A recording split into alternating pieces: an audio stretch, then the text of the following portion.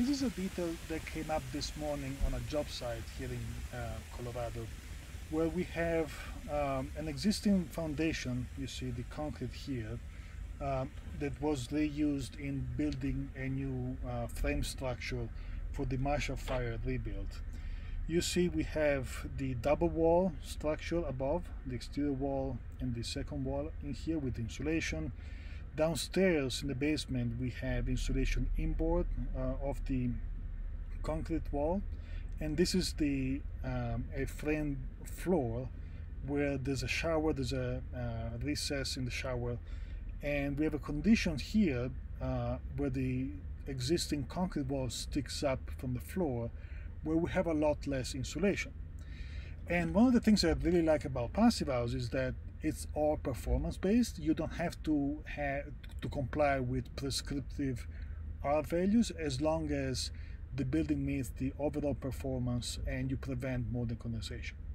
So this is a sketch, this is the actual thermal bridge model of a sketch that the builder and I went over together this morning.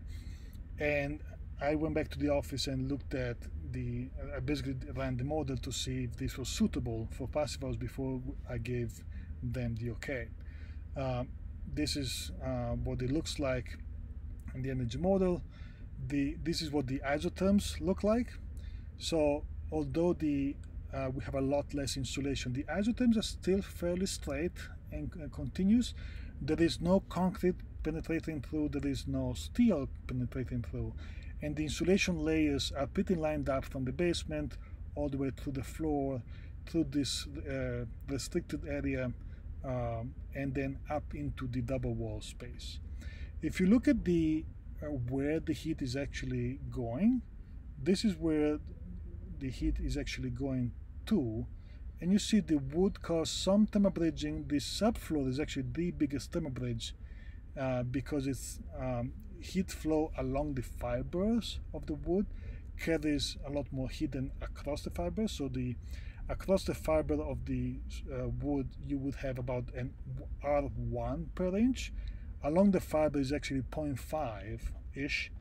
That's why this is a little bit of a weaker spot, but overall this is the intensity of the heat flow, but overall the isotherms are pretty solid. The temperature factor is 0.8. This is in climate zone 5, so we need to have 0.7 or higher, and the psi value is 0.14, which is pretty high, but the overall heating demand is still less than the maximum allowed.